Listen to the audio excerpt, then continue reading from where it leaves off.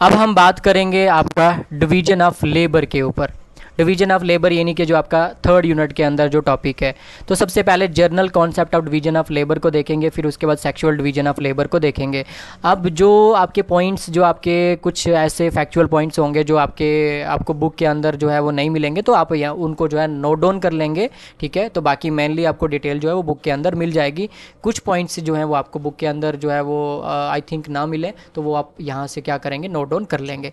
चलिए सबसे पहले देखते हैं डिवीजन ऑफ लेबर का डेफिनेशन क्या है। तो the separation of task in any economic system so that participant में स्पेशलाइज, यानी कि आपका जो जो भी स्पेशलिटी है अकॉर्डिंग टू योर स्पेशलिटी आपको क्या कर दिया जाता है, इकोनॉमिकली डिवाइड कर दिया जाता है। कोई वर्किंग क्लास है, कोई लेबर क्लास है, कोई वाइट कॉलर क्लास है, कोई मैनेजर क्लास है। तो ये इसका सिंपल सा डेफिनेशन है, ठीक है। इंडिविजुअल के अंदर, ग्रुप्स के अंदर और countries can focus on producing certain goods और सर्विसेज, ठीक है, thereby increasing efficiency and productivity. ये आपका डिवीजन ऑफ लेबर क्यों करा जाता है, ताकि एफिशिएंसी आए और प्रोडक्टिविटी जो है वो ज़्यादा हो, प्रोडक्शन ज़्यादा हो। सो उसके लिए डिवीजन ऑफ लेबर की ज़रूरत पड़ती है। हिस्टोरिकल कॉन्टेक्स्ट क्या है, तो एडम स्मिथ याद रखेंगे, often credited with the concept of division of labour in his seminal work the wealth of nation 1776 के अंदर इन्होंने लिखी थी, इकोनॉमिक्स पर्सपेक्टिव के थ्रू, ठीक है। एडम स्मिथ ने 1776 के अंदर the wealth of nation he illustrated, मतलब इन्होंने किस तरीके की एग्जांपल दी, this through the example of pin factory की एग्जांपल दी, showing how dividing production into distinct task could vastly increase output, ठीक है। वो आपका पिन फैक्ट्री, सिलाई मशीन वाला फैक्ट्री, ठीक है। तो उसके अंदर किस तरीके से आपने डिवाइड किया लोगों को, एक जो है जैसे आप एक टेलर का एग्जांपल ले लें, एक जो है वो तरपाई करेगा, एक जो है वो कपड़े को सिलेगा, एक कपड़े को काटेगा। तो आपने अलग अलग स्पेशलिटी के बेसिस पे लोगों को डिवाइड कर दिया, तो प्रोडक्शन जो है वो जल्दी होगा, ठीक है। अब एक आदमी करेगा अगर, तो एक आदमी के बस में ये नहीं है बात।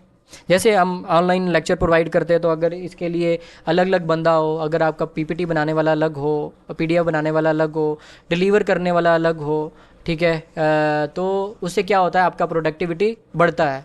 सो अभी मैं अकेला काम कर रहा हूँ, सो मेरे लिए काफ़ी मुश्किल हो रहा है, पीपीटी खुद बना रहा हूँ, पीडीएफ खुद बना रहा हूँ, डिलीवर भी खुद कर रहा हूँ, ठीक है, सभी कुछ खुद कर रहा हूँ, हैंडल भी खुद कर रहा हूँ, सोशल जो आपके साइट्स हैं उनको भी खुद हैंडल कर रहा हूँ। सो इतना ज़्यादा प्रोडक्शन जो है वो इंक्रीज़ नहीं कर पा रहा हूँ अभी, है ना।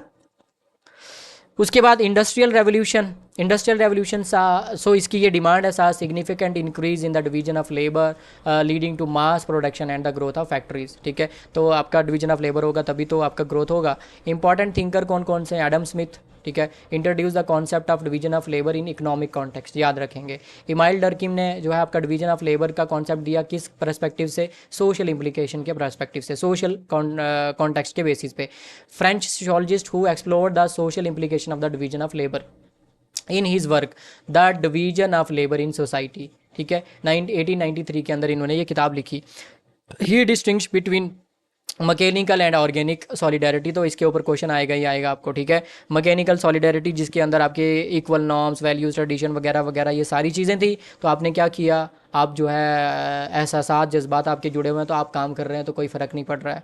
आपको पैसा कम मिल रहा है, ज़्यादा मिल रहा है, तो कोई आप उसके ऊपर जो है चवले नहीं मार रहे हैं आप, ठीक है। लेकिन ऑर्गेनिक सॉलिडेरिटी के अंदर क्या होगा आपको, तो आप अलग अलग धर्म से, अलग अलग रिलीजन से, अलग अलग धर्म, अलग अलग जो है पंथ से, अलग अलग क्रीड से, कास्ट से, कलर से, रीजन से, ठीक है, आपका वैल्यू सिस्टम एक जैसा नहीं है, नॉर्म्स ट्रेडिशन एक जैसा नहीं है, लेकिन फिर भी आप जो है एक दूसरे के साथ मिल करके काम करते हो, क्योंकि आपको एक दूसरे की ज़रूरत है। सो आपको ऑर्गेनिक सॉलिडेरिटी बना करके चलनी पड़ेगी। सो ये आपके स्ट्रक्चरल फंक्शनलिज्म की वे के अंदर जो है वो आपके डिवीजन ऑफ लेबर को डिस्क्राइब करते हैं। Mechanical solidarity, social integration based on similarity of individual, common and traditional societies, जो मैं पहले डिस्क्राइब कर चुका हूँ। Organic solidarity, social integration based on specialisation, interdependence of individual, common in modern industrial societies. Durkheim argued that division of labor contribute to social cohesion and is a source of social stability and progress. So या organic solidarity एक तरीके से social cohesion and stability maintain करके रखता है society के अंदर। Types क्या है डिवीजन ऑफ लेबर की, सोशल डिवीजन ऑफ लेबर, ठीक है, distribution of task across different sector of society, जैसे फार्मर, टीचर, इंजीनियर, प्रोफेसर वगैरह वगैरह वगैरह वगैरह, technical division of labour, break down of production processes into specialised task, organisation और factory के बेसिस पे आप जो है टेक्निकली उनको क्या कर देते हो। जैसे एक रॉ मटेरियल निकालने वाली फैक्ट्री है, एक प्रोडक्शन करने वाली फैक्ट्री है, एक फाइनल प्रोडक्ट को जो है पॉलिश करने वाली फैक्ट्री है, एक जो है फाइनली डिलीवर करने वाली फैक्ट्री है। तो आपने पार्ट के अंदर डिवाइड कर दिया, टेक्निकली डिवीजन भी कर दिया सोसाइटी को। Gender division of labour, allocation of different task, लड़की को अलग टास्क दे दिए, लड़के को अलग टास्क दे दिया, often based on societal norms and expectation के बिहेवियर के बेसिस के ऊपर, सोशलाइजेशन के बेसिस के ऊपर। Benefit of division of labour, benefit क्या है? प्रोडक्टिविटी इंक्रीज होती है, पढ़ने की ज़रूरत नहीं है, हायर क्वालिटी देखने को मिलती है, जल्दी जो है चीज़ जो है प्रोवाइड कर दी जाती है आपके सामने, स्पेशलाइजेशन जो है इंक्लूड होती है उस काम के अंदर लोगों की। तो अच्छा जो है एक एक्सपर्ट जो है क्वालिटी वाला मटेरियल जो है हमको देखने को मिलता है थ्रू बाय द एक्सपर्ट, ठीक है, by the expert worker, specialised worker.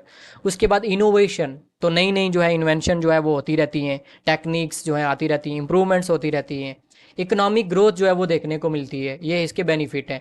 Drawbacks क्या हैं डिवीजन ऑफ लेबर के? मोनोटोनी है। मोनोटोनी क्या है? रेपिटिटिव जो है टास्क जो है बार बार एक वर्कर को जो है करने पड़ते हैं, जिसकी वजह से वो बंदा बोर हो जाता है, जिससे उसको डिससेटिस्फैक्शन जो है वो देखने को मिलती है, और वो ज़िंदगी से जो है उसको बोरियत महसूस होती है, और वो ज़िंदगी को ही जो है एक बोझ समझ रहा होता है, ठीक है। तो एक ये क्रिएट होती है इसके अंदर। उसके अंदर डिपेंडेंस, आदमी एक दूसरे के ऊपर डिपेंड है। ये नहीं कि मेरे साथ अगर कोई एक तगड़ा आदमी, स्पेशल आदमी काम कर रहा है तो मेरे को छोड़ के जाएगा, तो एकदम से मैं जो है अपना उसके अंदर चला जाऊंगा। किसके अंदर? आपका क्या बोलते हो उसको? हाँ यार, देखो ना, चीज़ें दिमाग में कभी कभी नहीं आती हैं। इनसिक्योरिटी के अंदर चला जाऊंगा, ठीक है। तो आपका जो है इनसिक्योर ना हो जाए, हाई इंटरडिपेंडेंस जो है वो वर्कर का जो है देखने को मिलता है, कैन क्रिएट, जिसकी वजह से वल्नरेबिलिटीज़ जो है प्रोडक्शन सोसाइटी जो है प्रोसेस जो है वो देखने को मिलता है। कुछ कम्युनिटीज़ जो हैं वो वर्कर ही बन करके रहती है, कुछ आपके मैनेजर, कुछ आपके वाइट कॉलर, एंड आपके जो है उसी तरीके से वो डिवीजन भी सोसाइटी के अंदर देखने को मिलता है। स्किल नैरोइंग, ठीक है, वर्कर में become highly skilled in a narrow area, limited their flexibility, ठीक है, फ्लेक्सिबल नहीं है, कम्प्लेक्स जो है कम्प्लेक्सिटी के अंदर जो है उनको काम करना पड़ता है। वर्कर ज़्यादा हाईली स्किल्ड है और साथ में उनको जो है पैसा भी कम दिया जाता है, ठीक है। इनइक्वालिटी देखने को मिलती है, can exacerbate economic and social inequalities especially in gender division of labour. लड़कियों को पैसा कम दिया जाता है एज कम्पेयर टू लड़का, और उसके बाद वर्कर को पैसा का क्रेडिट कम दिया जाता है as compare to manager, as compare to engineer, as compare to designer. Example and application क्या है? मैन्युफैक्चरिंग होती है, ठीक है, उसके लिए हमको जो है आपका डिवीजन ऑफ लेबर की ज़रूरत है। Assembly lines in automobile factories, electronics manufacturing वगैरह वगैरह। सर्विस के लिए हमको डिवीजन ऑफ लेबर की ज़रूरत है, जैसे आपका फ्लिपकार्ट है, जैसे अमेज़ोन है, तो उसके लिए आपको जो है अलग अलग लोगों की ज़रूरत है। जैसे कोई ऑर्गेनाइज्ड कोई आपका जो है सर्विस देने वाला इंस्टीट्यूशन है, जैसे कोई एजुकेशनल इंस्टीट्यूशन है, वहाँ पे टीचर की ज़रूरत है, वहाँ पे पीएन की ज़रूरत है, वहाँ पे वर्कर की ज़रूरत है। जैसे आपका कोई हेल्थ केयर क्लिनिक है तो वहाँ पे आपको स्पेशलाइज्ड रोल देने पड़ेंगे, डॉक्टर रखने पड़ेंगे, नर्सिस रखनी पड़ेंगी, टेक्नीशियंस रखने पड़ेंगे। एजुकेशन के अंदर आपको टीचर रखने पड़ेंगे, एडमिनिस्ट्रेशन चलाने के लिए जो है मैनेजर रखना पड़ेगा, वर्कर रखने पड़ेंगे। आईटी सेक्टर के अंदर आपको डेवलपर रखने पड़ेंगे, एनालिस्ट रखने पड़ेंगे। आजकल तो और ज़्यादा आपको एआई टूल्स के रिलेटेड जो आपकी नॉलेज है वो वाले वर्कर भी आपको जो है, वो वाले आपको इंजीनियर भी, एनालिस्ट भी जो है रखने पड़ेंगे। एग्रीकल्चर के अंदर different roles in farming, planters, ठीक है, हार्वेस्टर्स, एनिमल केयर, ठीक है। तो अलग अलग तरीके से डिवीजन ऑफ लेबर जो है वो होता है। की कॉन्सेप्ट एंड थ्योरीज क्या हैं? स्पेशलाइजेशन जो है इसको मद्देनज़र रखा जाता है। एफिशिएंसी और प्रोडक्टिविटी के बेसिस पे जो है आपके एक्सपर्टीज़ जो है और जो एक्सपर्ट एरिया है जो है उसको जो है ज़्यादा मौका मिलता है आपके किसी भी काम को करने का, किसी भी सेक्टर में जो है उसको इजीली काम मिल जाता है, जिसकी वजह से जो है एफिशिएंसी और प्रोडक्टिविटी जो है वो ज़्यादा इंक्रीज़ होती है। तो स्पेशलाइजेशन देखने को मिलती है। इकोनॉमीज़ ऑफ स्केल, तो बड़े लेवल पे इकोनॉमीज़ जो है वो देखने को मिलती है, उसके अंदर ज़्यादा जो है एडवांटेज देखने को मिलता है। Cost advantage gained by an increase level of production. Taylorism scientific management, ठीक है। फेडरिक टॉयलर एक आदमी हुआ है, उसने एक प्रिंसिपल दिया है to improve industrial efficiency by scientifically analysing work flows, यानी कि साइंटिफिकली मैनेज करो इनको, ठीक है, साइंटिफिक टेम्परामेंट के साथ मैनेज करो। तो फेडरिक टॉयलर ने इस प्रिंसिपल को दिया है, तो याद रखेंगे टॉयलरिज्म पूछ सकता है, बड़ा इंपॉर्टेंट है। टॉयलरिज्म जो है फेडरिक टॉयलर ने प्रिंसिपल दिया है इंडस्ट्रियल एफिशिएंसी को बढ़ाने के लिए scientifically. Fordism, Fordism Henry Ford ने जो है ये सिस्टम दिया है मास प्रोडक्शन को असेंबल करने के लिए, एंड असेंबल लाइंस टेक्निक, ठीक है, बड़े लेवल पे अगर आपको प्रोडक्शन करनी है और असेंबल करना है चीज़ों को, ठीक है, अलग अलग स्पेयर पार्ट्स अलग अलग जगह से मंगा करके बड़े लेवल पे आपको प्रोडक्शन करनी है, तो स्पेयर पार्ट बनाने वाली फैक्ट्री अलग कर दो, जो आपके क्या बोलते जो आपके रॉ मटेरियल को निकालने वाला जो आपका सेक्टर है उसको अलग कर दो, ठीक है। तो हाँ कि आपको बड़े लेवल पे जो है मास प्रोडक्शन देखने को मिले, तो उसको टेक्निकली बेसिस पे असेंबल लाइन के अंदर असेंबल करने का जो आइडिया है, जो सिस्टम है, वो फोर्डिज्म सिस्टम कहलाता है, जो आपका हेनरी फोर्ड ने दिया था। मैकेनिकल वर्सेस ऑर्गेनिक सॉलिडारिटी, तो ये इमाइल डर्किंग का है, तो ये आपको पता ही है। उसके बाद मॉडर्न कॉन्टेक्स्ट एंड ट्रेंड्स क्या है, ग्लोबलाइजेशन बढ़ रही है, तो हर एक बंदा जो है वो ग्लोबली जो है अपने आप को जो है एक सेक्टर के बीच में देख रहा है, तो उसी तरीके से स्किल्स स्पेशलाइजेशन चीज़ों को सीख रहा है, ठीक है। ग्लोबल डिवीजन ऑफ लेबर देखने को मिल रहा है, where production process are distributed across different countries, तो जहाँ जिस जिस कंट्री में भी जो बढ़िया लोग हैं तो उनको दूसरी कंट्रीज़ में मंगवाया जा रहा है। जैसे हमारी कंट्री से जो ज़्यादातर डॉक्टर हैं वो बाहर काम करते हैं, क्योंकि वहाँ पे उनको अच्छा सैलरी मिलेगा, ठीक है, तो जहाँ अच्छा सैलरी मिलेगा तो वहाँ पे जाएंगे वो। ऑटोमेटेशन, ठीक है, ऑटोमेटेशन टेक्नोलॉजिकल एडवांसमेंट ज़्यादा हो गए are changing the nature of division of labour with machines taking over repetitive task, ठीक है। तो अब ये ज़्यादातर जो आपका टेक्नोलॉजी के एआई के ऊपर जो है वो ज़्यादा चला गया है। गिग इकोनॉमी, सो गिग इकोनॉमी आपको कॉन्सेप्ट याद रखना है। Emergence of short term flexible jobs has led to a new form of division of labor. So gig economy as a concept that is a short term emergence of short term flexible तौर के ऊपर जो आपको provide करना has led to a new form of division of labour. की data and statics क्या है, productivity, ठीक है, इंक्रीज होती है, studies have shown that productivity increase significantly and specialisation of task. Economic impact, economic impact जो है ज़्यादा जीडीपी जो है बढ़ जाती है। सेक्टरल डिस्ट्रीब्यूशन, अलग अलग सेक्टर अपना आराम से जो है वो काम कर सकता है। Advance economies a large portion of work force is employed in specialised service sector. Challenges and issues क्या हैं, इथिकल कंसर्न देखने को मिलते हैं, वर्कर को जो है प्रताड़ित किया जाता है, एक्सप्लॉयटेशन होती है, एंड पोर वर्किंग कंडीशन के अंदर उनको काम कराया जाता है। इन हाईली स्पेशलाइज्ड इंडस्ट्री के अंदर उनको जो है सही स्पेस नहीं प्रोवाइड किया जाता उनको रहने के लिए, खाने पीने के लिए, एंड जो उनका जो कंडीशन है, जिस कंडीशन के अंदर उनको काम कराया जाता है, हार्श कंडीशन है। इकोनॉमिक डिस्पैरिटीज़ देखने को मिलती है, increased specialisation can lead to wage disparities and job insecurity. तो जो आपकी स्पेशलाइजेशन है उसके चलते जो है जो बड़ी बड़ी जॉब्स हैं वो स्पेशलाइज्ड लोग ले जाते हैं, तो बाकी जो जो बेचारे मेरी तरह जो ऐसे लोग होते हैं ठीक है तो वो बेचारे बैठे रहते हैं, ठीक है, उनको कोई इकोनॉमिक जो है वो अपॉर्चुनिटीज़ देखने को नहीं मिलती है। Environmental impact, intensive production process can lead to environmental degradation. तो जितना ज़्यादा प्रोडक्शन होगा, जितनी ज़्यादा फैक्ट्री होंगी, जितनी ज़्यादा इंडस्ट्री होंगी, तो भाई साहब फिर इसी तरीके से गर्मी होगी जिस तरीके से हो रही है, ठीक है, सिंपल एग्जांपल है बस। उसके बाद सेक्सुअल डिवीजन ऑफ लेबर क्या है, तो definition, sexual division of labour यानी कि जेंडर के बीच में आप एलोकेशन कर देते हैं on the basis of gender, कि आपके ये काम, आपके ये काम, आपके ये काम, ठीक है, तो आप ये काम नहीं कर सकते, आप ये काम नहीं कर सकते। Allocation of different task between male and female in society, उसको कहते हैं sexual division of labour. Historical context क्या, तो हिस्टोरिकली जो आदमी था ना वो शिकार करता था, और जो औरत थी वो क्या करती थी, गैदर करती थी। हंटर एंड गैदर दो टर्म है, एक को लड़के के साथ जोड़ दिया, हंटर के साथ लड़के को जोड़ दिया, गैदरर के साथ इकट्ठा करने का जो काम है वो किसका है, लड़की का है। सो इसीलिए आप ट्रेडिशनली देखते हैं तो लकड़ियाँ कौन लाती थी, लड़की लाती थी। जलाती कौन थी, लड़की जलाती थी। उस लकड़ियों को जो है वो आपका काटना कौन कौन काटती थी, चीरती कौन थी उन लकड़ियों को, लड़की थी। ठीक है, तो वो गैदर करने का जो है आपका मसला जो है वो लड़की का है इन अर्ली ह्यूमन सोसाइटी। तो उसी वहीं से आपका जो है डिवीजन ऑफ लेबर जो है वो चलते आ रहा है। Industrial shifted many men to public work space while women remained in domestic roles. Modern context क्या है, despite changes significant gender disparities in the work force and domestic responsibilities remain. ठीक है, फिर भी हमको जो है एक इतनी चेंजेस देखने के बाद भी हमको जो है जेंडर डिस्पैरिटीज़ देखने को मिलती है वर्क फोर्स के अंदर। डोमेस्टिक रिस्पॉन्सिबिलिटीज़ जो है अभी भी रिमेन कर रही हैं कि लड़की ये, लड़का वो, लड़की इस तरीके से काम करेगी, लड़का ये काम करेगा।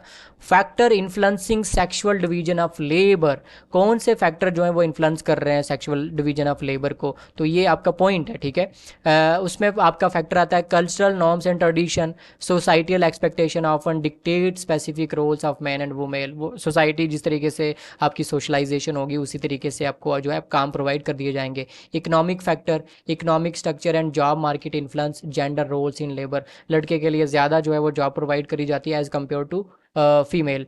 Education and skill development, access to education and training can either reinforce and challenge to traditional, यानी कि जो आपकी स्पेसिफिकेशन, यानी कि जो आपकी स्किलफुल नॉलेज है वो ज़्यादातर लड़कों को देखने का, लड़के जो हैं उसके अंदर हमको मुलविस मिलते हैं, लड़कियां जो हैं वो कम है, तो उनको ट्रेनिंग स्किलफुल एजुकेशन जो है वो करवाई नहीं जाती है। उसके काफ़ी सारे कारण हैं जो हम ऊपर डिस्कस कर चुके हैं ऑलरेडी। क्या क्या कारण है वो, आपके पेरेंट्स का जो है वो डॉवरी का मसला है एंड और बड़ी सारी चीज़ें हैं कि आपको जो है उसको पढ़ाना नहीं है, जल्दी जल्दी ब्याह कर दो, बात ख़त्म ही है, जो ख़त्म करो इसको, आगे दूसरे घर में जाएगी ये। Legal and policy frameworks, laws and policies can promote gender equalities, तो जेंडर इक्वलिटीज़ को जो है ख़त्म करने की बात करता है लॉज। ठीक है, or perpetuate inequalities, law and policy can promote gender equality, gender equality को प्रमोट करते हैं laws framework, or perpetuate inequalities, और इनइक्वालिटी को क्या करते हैं, परपेचुएट करता है। उसके बाद impact on society, economic impact क्या है, limit economy growth, underutilising the potential of half of the production. ठीक है, उसके बाद सोशल इम्पैक्ट क्या है, reinforce gender stereotypes, perpetuate inequality, stereotypes जो हैं वो बने हुए हैं जो आपके। उसी तरीके से साइकोलॉजिकल इम्पैक्ट क्या है, तो आसान है, कोई बड़ी बात नहीं है। अफेक्ट, ये सारा ऊपर डिस्कस कर चुके हैं हम। Affect mental growth and self esteem due to rigid role expectation. ठीक है, मेंटल हेल्थ के ऊपर जो है आपका बहुत बड़ा असर पड़ता है, साइकोलॉजिकली और मेंटली जो है आपके जो है एक टॉर्चर देखने को मिलता है, सोसाइटी का वो भी इम्पैक्ट देखने को मिलता है हमको कि आप अगर ये रोल करेंगे तो आपको जो है साइकोलॉजिकली जो है वो काफ़ी टारगेट किया जाएगा। लड़की जो है अगर कोई ऐसा रोल करती है कि जो उसके कंपैटिबल नहीं है, जो सोसाइटी ने उसके पहले कभी नहीं देखा, तो साइकोलॉजिकली काफ़ी टारगेट किया जाता है उसको। ग्लोबल ट्रेंड्स क्या है, develop countries show more gender parity in labour division. ठीक है, लेबर डिवीजन यानी कि जेंडर डिवीजन के अंदर पैरिटी देखने को मिल रही है हमको। Developing countries often have pronounced gender roles due to cultural and economic factor. ठीक है, तो जेंडर रोल को जो है वो मद्देनज़र रखा जा रहा है। ठीक है, developing countries often have pronounced gender roles due to cultural and economic factor, तो इकोनॉमिक फैक्टर को भी और कल्चरल फैक्टर को भी जो है मद्देनज़र रख करके जेंडर रोल को जो है प्रोवाइड किया जाता है डेवलपिंग कंट्रीज़ के अंदर भी। तो मतलब डेवलपिंग कंट्रीज़ के अंदर भी हमको जो है ये इनइक्वालिटीज़ का ट्रेंड जो है इस बेसिस पे देखने को मिलता है। की डाटा एंड स्टैटिक्स क्या है, ग्लोबल जेंडर गैप रिपोर्ट 2023 जो ऊपर हम पढ़ चुके हैं अभी। ठीक है, तो वहाँ पे हमको 60.1% जो है इकोनॉमिक पार्टिसिपेशन देखने को मिलता है, इसको हम ऊपर पढ़ चुके हैं, जिसको लगभग 169 ईयर लग जाएंगे आपका पैरिटी अचीव करने में। यूएनडीपी की human development report, countries with higher human development indices tend to have less pronounced gender based labour division. ठीक है, तो इसको भी यूएनडीपी को भी, ह्यूमन डेवलपमेंट रिपोर्ट को भी ऊपर हम देख चुके हैं। लीगल फ्रेमवर्क क्या है, इंटरनेशनल एफर्ट सबसे पहले देखेंगे तो convention on the elimination of all forms of discrimination, जितने भी फॉरम्स पे लड़की के खिलाफ डिस्क्रिमिनेशन होती है उसको एलिमिनेट करने के लिए एक कन्विक्शन साइन किया गया, और इस ये कन्विक्शन सब लोगों ने साइन किया अगेंस्ट वुमेन, जिसको सिड्रा बोला जाता है इन शॉर्ट। तो इसकी आपको जो है वो एब्रीवेशन भी पूछ सकता है और इसके रिगार्डिंग भी पूछ सकता है, इसका पर्पस भी पूछ सकता है, इसका मेन ऑब्जेक्टिव भी पूछ सकता है। तो याद रखना इसका एम्स क्या है, to eliminate discrimination against women in all forms, ठीक है, ऑल फॉरम्स, सभी फॉरम्स पे लड़की का जो है वो डिस्क्रिमिनेशन को क्या करना, एलिमिनेट करना। सस्टेनेबल डेवलपमेंट गोल यानी कि गोल 5 SDG गोल 5 को लाया गया। इसका क्या गोल है, achieve gender equality and empower all women and girl, ठीक है, जेंडर इक्वालिटी को जो है एम्पावर करना, अचीव करना जेंडर इक्वालिटी को, जेंडर पैरिटी को ऑल वुमेन एंड गर्ल्स के लिए। नेशनल एफर्ट्स क्या हैं, वैरी करते हैं ये country to country, but include anti discrimination laws काफ़ी कंट्रीज़ में बनाए गए हैं, अफॉर्मेटिव एक्शन पॉलिसीज़ बनाई गई हैं, जेंडर मैन स्ट्रीमिंग इनिशिएटिव्स लिए गए हैं। चैलेंजेस टू अचीविंग इक्वालिटीज़, क्या ऐसे चैलेंजेस हैं जिसकी वजह से हम इक्वालिटी अचीव नहीं कर रहे हैं। इंट्रेंच्ड कल्चरल नॉर्म्स, सबसे बड़ी बात, deep rooted belief tradition are difficult to change, कि हम नहीं चेंज करेंगे, जाओ बाढ़ में, तुम्हारा ला बाढ़ में, तुम्हारा नाम्स बाढ़ में। Economic barrier, poverty and lack of access to resource hinder gender parity. लड़की को जब आप स्पेशलाइजेशन के अंदर जो है वो ले जाओगे ही नहीं, उसको जो है मेन चीज़ें सिखाओगे ही नहीं, तो कैसे जेंडर पैरिटी अचीव कर पाओगे। Legal and policies gap, legal policies बनाई हैं आपने, फ्रेमवर्क किया है, लेकिन उसको सही तरीके से इन्फोर्स नहीं किया जा रहा। In advocate are poorly enforce laws and policies, ठीक है, आप जो है उसको ऐसे ही ले रहे हैं, टेकन एज ग्रांटेड लिया जा रहा है, अरे यार ये तो इनका रोज़ का रोना है, ऐसे बोल करके चले जा रहे हैं। नोटेबल फिगर्स एंड थ्योरिस्ट कौन कौन से हैं, फेमिनिस्ट थ्योरिस्ट के अंदर हम देखेंगे तो आपकी शिमोन डी बीवर, इनकी किताब का नाम द सेकेंड सेक्स। तो ये क्या बोलती है, she criticise how the sexual division of labour relegated women to domestic spheres, के वो डोमेस्टिक स्फेयर्स के अंदर लेकर के उसको खड़ा कर देता है, ठीक है, reinforcing their dependence on man and perpetuating gender inequalities, ठीक है। Simone de Beauvoir argued that women roles in society are largely constructed through social norms and expectation rather than inherent biological differences। ऊपर जो पढ़ा था same है, वो कोई अलग नहीं है, ठीक है। तो ये क्या करती है, डोमेस्टिक अफेयर के अंदर जो है आपका वो डिवीजन ऑफ लेबर लड़की को लेके जाता है। शुलामित फायरस्टोन, तो खतरनाक lady, the dialectic of sex, इसने किताब लिखी। Firestone emphasise that the root of women oppression lie in biological differences, इसने तो सीधा नेचर के पे बायोलॉजिकल डिफरेंसेस पे अटैक कर दिया, ठीक है। एक्सप्लॉइटेड बाय सोसाइटियल स्ट्रक्चर, जिसको एक्सप्लॉइट किया सोसाइटियल स्ट्रक्चर ने। She argued that the abolition of the traditional family structure, abolish कर दो, इसको ख़त्म कर दो, नहीं चाहिए हमको ये, and reproductive technologies to eliminate gender inequalities.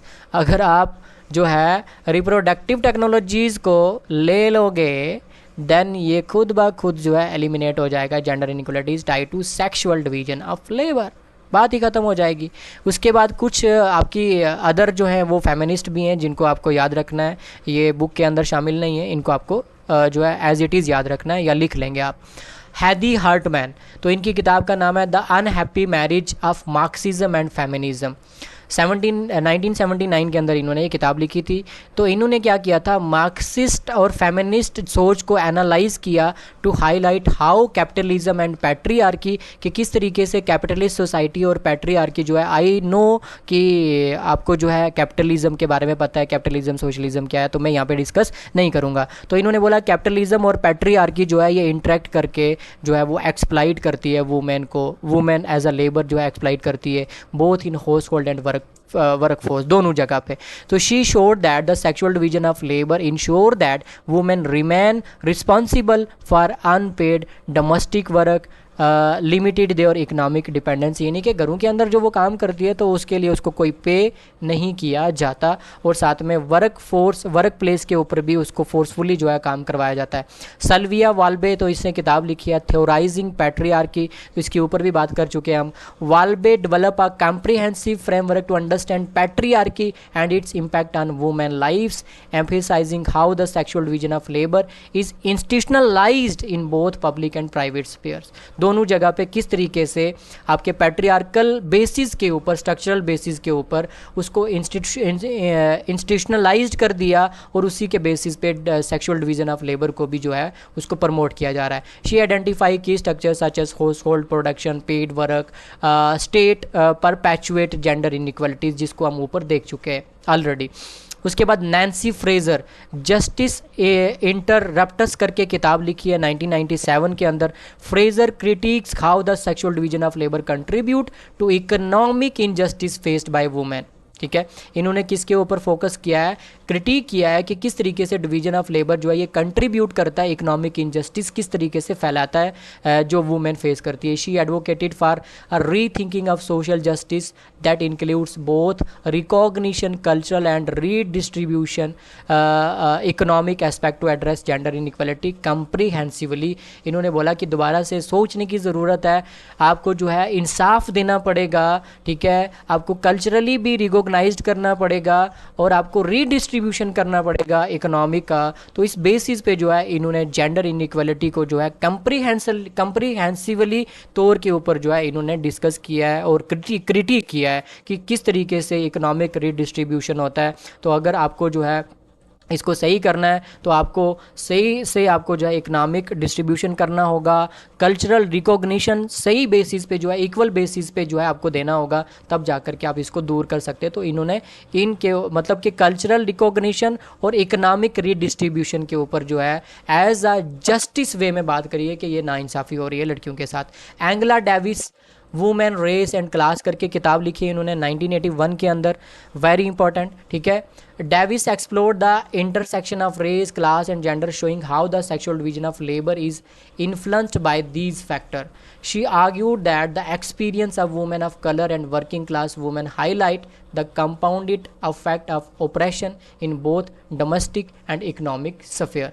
इन्होंने आर्ग्यू किया कि किस तरीके से that the experience of women of colour, ठीक है, and working class women highlight the compound effect of operation, कि किस तरीके से कलर की बेसिस पे भी जो है आपको ऑपरेशन देखने को मिलता है इन both domestic and economic sphere के ऊपर, रेस के, क्लास की और जेंडर तीनों के बेसिस पे जो है इन्होंने बोला कि किस तरीके से एक्सप्लॉइटेशन होता है और डिवीजन ऑफ लेबर जो है उसको किस तरीके से जो है आपका प्रमोट किया जाता है। नैन्सी कोद्रा, ठीक है, नैन्सी कोद्रो, ठीक है, इन्होंने किताब लिखी है the reproduction of mothering. Chodorow focused on psychoanalytic theory to explain how gender parenting roles reproduce the sexual division of labour.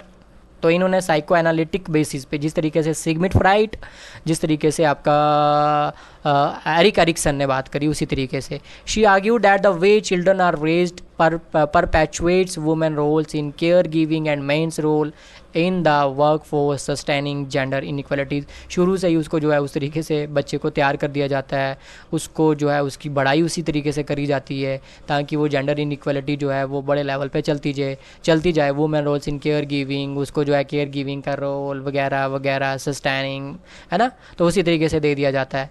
John Acker hierarchies jobs bodies a theory of gendered organisation करके किताब लिखी इन्होंने। Acker developed the concept of gender organization to explain how workplace structure and practices perpetuate the sexual division of labor।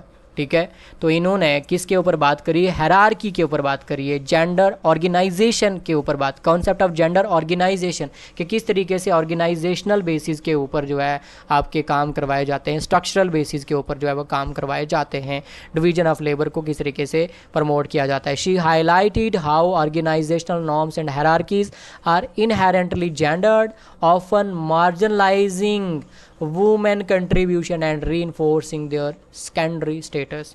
उनको जो है marginalised category के अंदर डाल दिया जाता है, उनके कंट्रीब्यूशन को कंट्रीब्यूशन नहीं माना जाता, उनके जो स्टेटस है उसको प्राइमरी नहीं माना जाता, उसको सेकेंडरी बेसिस पे उसको जो है रख दिया जाता है कि यार तुम्हारी कोई बुक्कत नहीं है, औकात नहीं है तुम्हारी, ठीक है। अब आ जाओ जी, थिंकर ख़त्म हो गए, केस स्टडीज़। तो नॉर्डिक कंट्रीज़ के अंदर जो है एग्जांपल हमको देखने को मिलता है, नियर जेंडर पैरिटी जो है डिवीजन ऑफ लेबर के अंदर हमको देखने को मिलती है, प्रोग्रेसिव पॉलिसीज़ के थ्रू एंड सोसाइटल एटीट्यूड्स के थ्रू जो है वहाँ पे इस चीज़ को अचीव किया गया। तो इंडिया के अंदर क्या हाल है, persistent gender gap in labour participation, education and wages despite various initiatives, जिसको ऊपर हम ऑलरेडी डिस्कस कर चुके हैं कि इंडिया के अंदर जी के अंदर क्या हाल है आपका इकोनॉमिक पार्टिसिपेशन, एजुकेशन, इन सब चीज़ों के अंदर।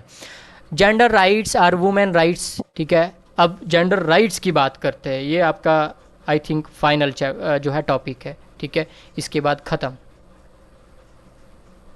अब जेंडर राइट्स के ऊपर बात करते हैं, ठीक है।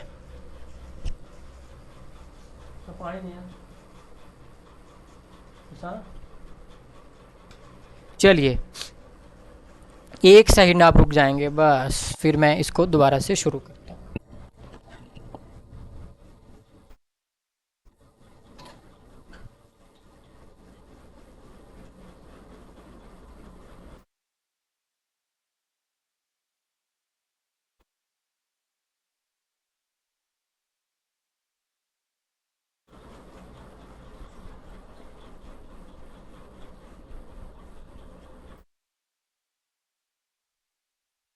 चलिए, तो अब हम बात करेंगे जेंडर राइट्स और वुमेन राइट्स, कि वुमेन राइट्स किस तरीके के and human rights in context with women बात करेंगे, ठीक है।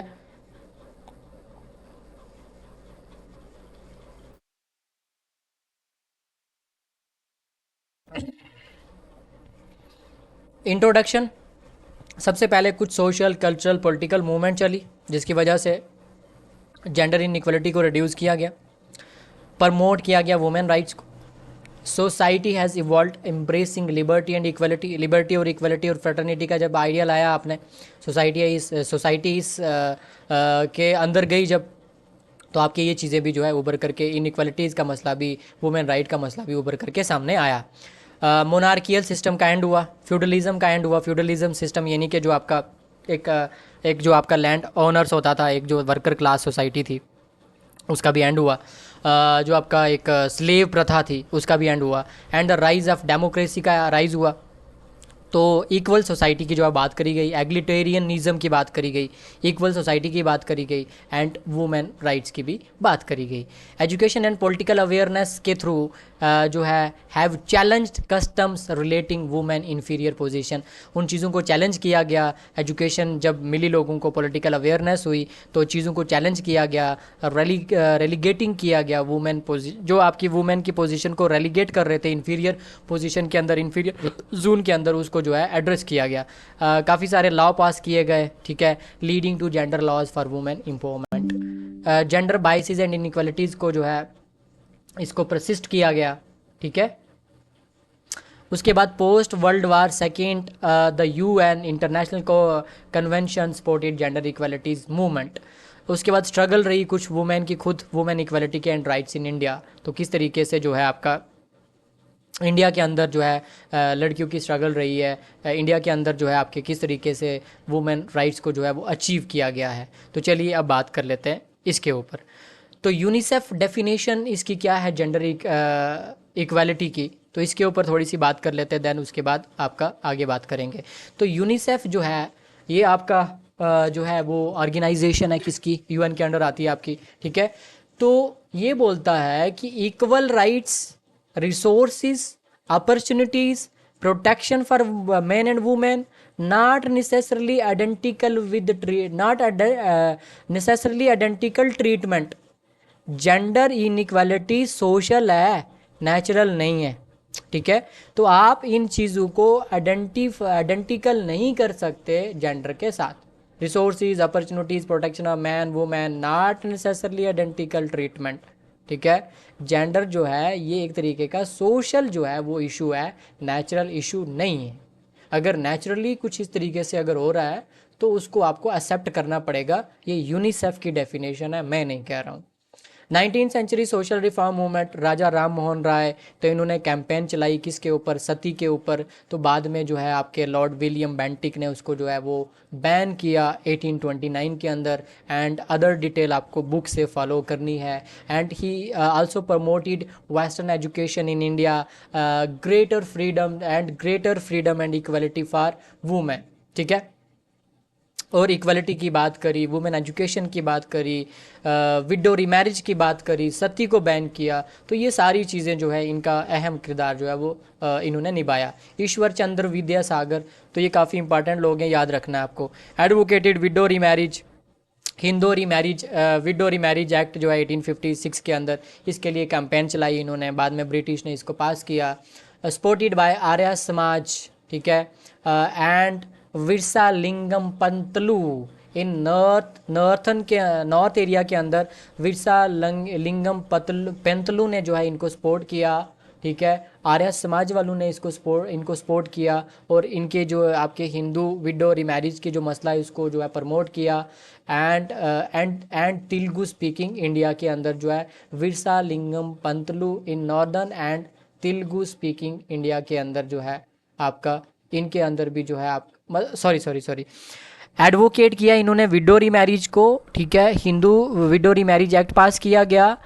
आर्य समाज वालों ने इनको सपोर्ट किया, कहाँ पे, नॉर्दर्न इंडिया के अंदर, ठीक है। थोड़ा सा गलत है यहाँ पे लिखा हुआ, नॉर्दर्न इंडिया के अंदर। विरसा लिंगम पंतलू जो है ये तेलुगु स्पीकिंग एरिया के अंदर, यानी कि साउथ इंडिया के अंदर, इन्होंने इनको जो है वो आपका क्या किया, सपोर्ट किया। सीधी सी बात ये है। Mahadev Govind Ranade advocated for the remarriage of Hindu upper caste windows, upper caste Hindu women की बात इन्होंने करी है। Jyotiba Phule attacked caste and gender discrimination, founded Satyashodhak Samaj. तो मेन बात कर रहा हूँ मैं, इन्होंने एक जो है ऑर्गेनाइजेशन बनाई, सत्याशोधक समाज बनाया, और गुलामगिरी करके इन्होंने एक किताब लिखी। Sir Syed Ahmad Khan reformed Muslim society, promoted girls education within homes, याद रखेंगे। Feminist visionaries of India, Begum of Bhopal, promoted education for women, founded various schools. Begum Rukaiya Sakhawat Hussain started schools for Muslim girls, authored, इन्होंने किताबें लिखी, सुल्ताना ड्रीम 1905 के अंदर, इंपॉर्टेंट पॉइंट है। Tarabai Shinde criticise social differences between men and women, ठीक है। एंड रोट स्त्री पुरुष तुलना 1882 के अंदर, और आप इनके बारे में और इन्फॉर्मेशन बुक से जो है वो कलेक्ट करेंगे।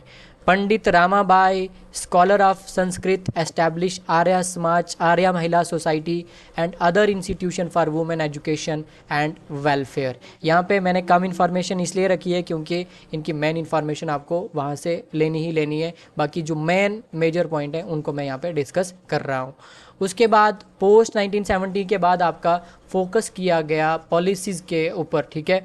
Focus on issues like police custody rape, dowry murder, media representation, legal frameworks, ठीक है, लीगल रिफॉर्म्स। तो कराची सेशन हुआ 1931 के अंदर, तो वहाँ पे फंडामेंटल राइट की बात करी गई, ठीक है। हर एक सिटीजन्स को जो है वो फंडामेंटल राइट जो है वो इंश्योर करे जाएंगे of citizenship including women equality. तो women rights in Jammu and Kashmir की अगर डोगरा रूल के अंदर अगर हम बात करें तो महाराजा हरि सिंह ने काफ़ी स्टेप उठाए थे, eradicating practices like sati, child marriage and female infanticide जैसे इश्यूज़ भी इन्होंने ख़त्म किए थे। और याद रखेंगे एक बात और भी है, मैं यहाँ पे लिख देता हूँ। डोगरा डायनेस्टी से पहले ना डोगरा रूलर्स के जो आपके डिसेंडेंट थे उनका डायनेस्टी का नाम था देव डायनेस्टी। देव डायनेस्टी के जो लास्ट रूलर हुए ना वो हुए आपके रंजीत देव। एक रंजीत सिंह है और एक रंजीत देव है। तो रंजीत देव डायनेस्टी जम्मू डोगरा रूलर के डिसेंडेंट माने जाते हैं। तो इन्होंने जो था आपका इन्फेंटिसाइड को बैन किया था, इन्फेंटिसाइड को बैन किया था। ये काफ़ी इंपॉर्टेंट पॉइंट है, याद रखेंगे। चलिए, created the Dhan Devi memorial trust for financial help to girls. Past infant marriage prevention regulation 1928 के अंदर। तो ये काफ़ी इंपॉर्टेंट पॉइंट है, याद रखेंगे। Establish first girl schools in Jammu, Gurmit कन्या पाठशाला। बोला जाता है कि एक ब्राह्मण औरत थी, उन्होंने जो है इस स्कूल की स्थापना करी थी under Dogra rule. Salient feature of gender laws in India, तो प्रियम्बल के अंदर आपको क्या देखने को मिलता है, insure social political and economic justice, तो सबको प्रोवाइड किया जाएगा। सोसाइटियल बेसिस पे भी, पॉलिटिकल बेसिस के भी, इकोनॉमिक बेसिस पे भी, यानी कि थ्रू फंडामेंटल राइट, थ्रू आपका डीपीएसपी, ठीक है। Mainly social political and economic आपका जो है, पॉलिटिकल जो राइट है जो आपका वो फंडामेंटल राइट हो जाता है, सोशल और इकोनॉमिक राइट जो है आपको वो कैसे प्रोवाइड करे जाएंगे। सोशल राइट भी आपके फॉर्म जो है फंडामेंटल राइट हो जाएंगे कुछ, एंड कुछ जो है आपके डीपीएसपी के अंदर आ जाएंगे। मेनली दोनों के अंदर आपको जो है ये चीज़ें प्रोवाइड करी जाएंगी। फंडामेंटल राइट के अंदर आपको आर्टिकल 14 जो है इक्वालिटी बिफोर लॉ की बात करता है, आर्टिकल 15 प्रोहिबिशन ऑफ डिस्क्रिमिनेशन, ठीक है। Article 15 clause 3 special provision for women के लिए बात करता है, चिल्ड्रन और स्पेशल प्रोविज़न फॉर वुमेन बनाए जाएं ताकि इनको जो है स्पेशल ट्रीटमेंट मिले। और इसके ऊपर क्वेश्चन पूछ सकता है, तो ये आपका पूछ सकता है कि आप इक्वालिटी बिफोर लॉ की बात करते हो, इक्वालिटी बिफोर लॉ की बात करते हो तो इधर स्पेशल प्रोविज़न की बात क्यों कर रहे हो। सो ये किस तरीके का डिस्क्रिमिनेशन है, ये पॉजिटिव डिस्क्रिमिनेशन है, पॉजिटिव डिस्क्रिमिनेशन है, याद रखेंगे इस बात को, ठीक है। इंपॉर्टेंट पॉइंट है, ये किस तरीके का डिस्क्रिमिनेशन है। सुप्रीम कोर्ट ऑफ इंडिया ने बोला कि हम ऐसा डिस्क्रिमिनेशन कर सकते हैं क्योंकि इनके साथ बरसों से जो है इनके साथ दुर्व्यवहार हुआ है।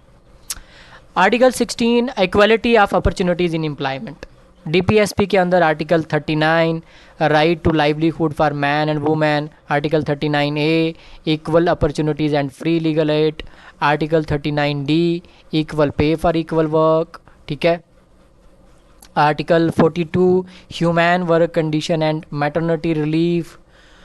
उसके बाद आपका जो है फंडामेंटल ड्यूटीज़, आर्टिकल 51 के अंदर सब क्लॉज ई के अंदर renunciation of practices derogatory to women dignity, women की डिग्निटी को ऐसी कोई प्रैक्टिस जो आप कर रहे हैं जिसकी वजह से उसकी डिग्निटी के ऊपर सवाल खड़े हो रहे हैं तो आप नहीं कर सकते। आप सबकी ये फंडामेंटल ड्यूटी है, मॉरल ड्यूटी आपको निभानी पड़ेगी। Reservation of seats in local governance 73rd 74th amendment, municipalities के लिए 73rd और आपका रूरल एरिया जो है आपका उसके लिए 73rd, यानी कि पंचायत सिस्टम के लिए, ठीक है, और म्यूनसिपैलिटीज़ के लिए, दोनों के लिए बना दी गई। आर्टिकल 243D सब क्लास 3, आर्टिकल 243 सब क्लास टी सब class 3 reservation of not less than 1/3 of seat, ठीक है, इससे कम नहीं होनी चाहिए। आर्टिकल 243D सब class 4, article 243T class T और सब class 4 reservation of 1/3 of chairperson position, यानी कि एडमिनिस्ट्रेशनल बेसिस के ऊपर भी आपका 1/3 जो है वो रिजर्वेशन दिया गया। Legal provision under special laws, special marriage act 1954, Hindu marriage act 1955, रट्टा मारना इनको, हिंदू सक्सेशन एक्ट 1956 अमेंड किया गया 2005 में, इक्वल प्रॉपर्टी का राइट दिया गया। एडॉप्टेशन एंड मेंटेनेंस एक्ट 1956, रट्टा मारना है, ठीक है। Maintenance for wife, widow, minor, poor parents.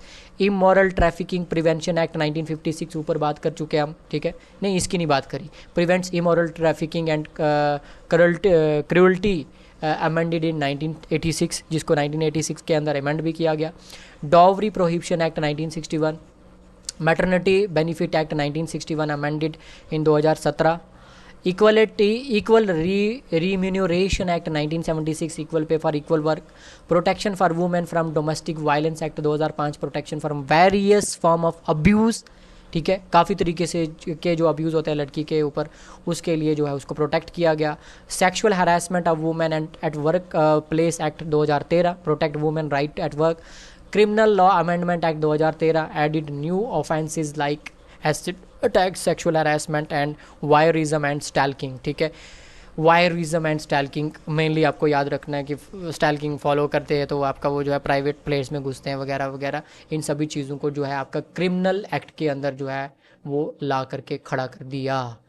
उसके बाद Indian penal code IPC provision section 375 rape के अंदर लगेगा, ठीक है। आपको जो है पकड़ा जाएगा 376, फिर फाइनली आपको सजा दे दिया जाएगा। 375 एंड 376 दोनों डील करती है आपके रेप के साथ। सेक्शन 366 से 63 से 73 तक आपका किडनैपिंग एंड अबडक्शन और स्पेशली जम्मू कश्मीर के गर्ल्स की जो है बात करी गई है, ठीक है। जम्मू कश्मीर के गर्ल्स की बात करी गई है यहाँ पे, याद रखेंगे यहाँ पे कि उनको आप जो है वो किडनैप नहीं कर सकते। सेक्शन 344 354 मोलेस्टेशन, ठीक है। पता करो किड़े पिंड दी है कड़े शहर दी है ना, तो ये नहीं कर सकते आप। लगदा लाहौर दी है और लगदा लाहौर दी है। Section 509 sexual harassment. Section 366 B importation of girl under 21 year, यहाँ पे बात करी गई है। यहाँ पे भी आपकी जम्मू कश्मीर के रिलेटेड बात करी गई है, ठीक है। इंपोर्ट नहीं कर सकते आप, ठीक है। यहाँ पे शायद यहाँ पे नहीं करी गई है, sorry sorry sorry sorry sorry, यहाँ पे करी गई है बात, यहाँ पे। उसके बाद आपका सेक्शन 498 ए टॉर्चर के regarding, section 304 B dowry death के रिगार्डिंग, ठीक है। ये सेक्शन लग सकती है आपके ऊपर। International human rights regarding women क्या क्या है, अब लास्ट एंड फाइनल है यूनाइटेड नेशन, तो convention on the elimination of all form of discrimination against women ऊपर पढ़ चुके हैं। इसको अडॉप्ट किया गया इसको 1979 में बाय यूएन जनरल असेंबली ने। Often described as an international bill of right for women, इसको इंटरनेशनल बिल ऑफ राइट भी बोला जाता है। तो याद रखेंगे international bill of right for women कौन सा है आपका, सीड्रॉ, ठीक है, CEDAW, सीडा, ठीक है। इसको वुमेन का इंटरनेशनल बिल ऑफ राइट बोला जाता है, ठीक है। उसके बाद defines what constitute discrimination against women and set up an agenda for national action to end such discrimination, ठीक है। ये डिफाइन करता है what constitute discrimination against women and set up an agenda for national action to end such discrimination. एक agenda start किया जाए जिसकी वजह से आपका ये डिस्क्रिमिनेशन जो लड़कियों के ऊपर होता है इसको कम किया जाए। उसके बाद Beijing declaration and platform for action 1995 के अंदर इसको बनाया गया। एक comprehensive policy agenda for women empowerment, focus on critical areas such as poverty, education, health, violence against women, armed conflict and the economy, ठीक है। तो इन बेसिस पे जो डिस्क्रिमिनेशन होता है लड़की के साथ उसको ग्लोबली कम करने के लिए आपका बाइजिंग डिक्लेरेशन जो है इसको किया गया, डिक्लेरेशन बनाया गया and platform for action. UN women एक आपकी जो है वो एक ऑर्गेनाइजेशन बनाएगी, एस्टैब्लिश करी गई 2010 के अंदर to accelerate progress on meeting women needs worldwide. पूरी दुनिया में जो है आपका एक प्लेटफॉर्म प्रोवाइड किया गया कि पूरी दुनिया की वुमेन को जो है वो रिप्रेजेंट करना है। Works on issues such as economic empowerment, leadership, ending violence, peace, security वगैरह वगैरह वगैरह, गवर्नेंस की बात करी गई। वो अलग बात है कि गाज़ा के अंदर आप जो है हज़ारों के अंदर, ठीक है, हज़ारों के अंदर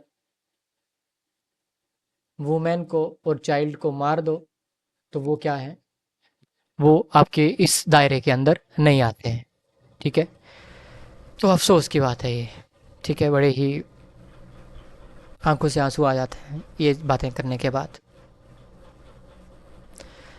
उसके बाद human right council monitor human right violation against women through special procedure like the special reporter, यानी कि एक आदमी को बिठाया जाएगा, ठीक है। वो जो है वो डील करेगा on violence against women, its causes, consequences, ठीक है। तो ह्यूमन राइट काउंसिल भी बनाई गई। अदर इंटरनेशनल बॉडीज़ तो ILO international labour organisation promote gender equality in the workplace through conventions like the equal remuneration convention 1951 के अंदर जो ग्लोबली जो बनाई गई थी, and the discrimination employment and occupation convention 1958 के अंदर जो बनाई गई थी, उसके ऊपर जो है ये जेंडर इक्वलिटी को प्रमोट करेगा। उसके बाद world health organisation WHO focus on women health issues including reproductive rights, maternal health, gender based violence. Women right in India under special national legal bodies, तो उसके लिए इंडिया के अंदर NCW यानी कि नेशनल कमीशन फॉर वुमेन बनाई गई, 1992 में इस्टेब्लिश करी गई। क्या करेगी ये? Constitutional and legal safe guard यानी कि जो आपके fundamental right, DPSP and various other statute जो बनाए गए हैं लड़की के लिए, अगर किसी लड़की को उन राइट से डिप्रीव किया जाएगा तो उसके ऊपर रिव्यू करेगी, और रिव्यू करके उसको रिफ्रेम भी करवा सकती है, सुधार भी सकती है, और नए एक्ट भी ऐड करवा सकती है। NCW इंडिपेंडेंट बॉडी है। Recommends measures for effective implementation, और रिजिडिटी के लिए, मतलब एकदम रिज्ड वे के अंदर जो है स्ट्रिक्टली बेसिस पे इम्प्लीमेंटेशन किया जाए।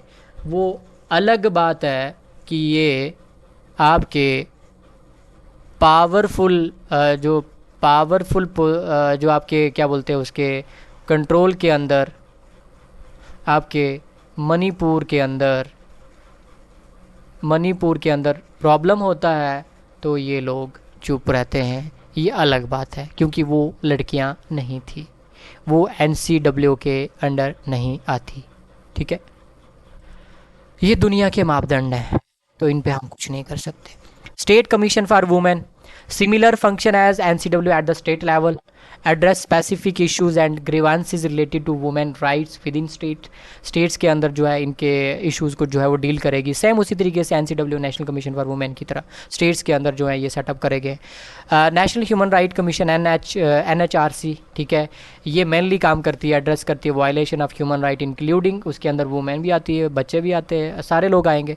Works on cases of trafficking, domestic violence, other gender based abuse वगैरह, इन सभी चीज़ों को जो है एड्रेस किया जाएगा। लास्ट आपका पॉइंट है आपका वुमेन सेल और हेल्पलाइन जो है वो भी जारी करी गई।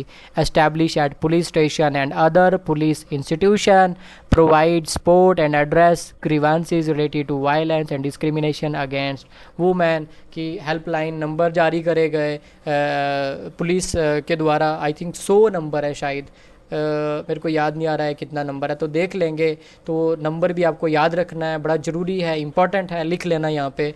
तो ये था आपका जो है पूरा यूनिट सेकंड और थर्ड को कंबाइन करके जो आपके जेंडर को लेकर के जितना भी मसला था उसको हमने पूरा का पूरा जो है ज़बरदस्त तरीके से डिस्कस कर दिया। जो आपके बुक के अंदर इंफॉर्मेशन मौजूद थी वहाँ पे थोड़ा जो है मैंने कम चीज़ों को जो है एड्रेस किया है, मेजर पॉइंट को एड्रेस किया है। जो आपके बुक के अंदर इंफॉर्मेशन मौजूद नहीं थी उसको जो है मैंने ज़बरदस्त तरीके से डिस्कस किया है, उसको आप नोट डाउन कर लेंगे। और मेनली जितना हो सकता था उतना जो है इस PDF के अंदर चीज़ों को फ्रेम किया गया है। और मतलब ये मेरा भरोसा है कि अब इसके बाहर आपको जो है क्वेश्चन नहीं आएंगे। तो अब अगला लेक्चर आने तक सभी को खुदा हाफिज़, रब रखा।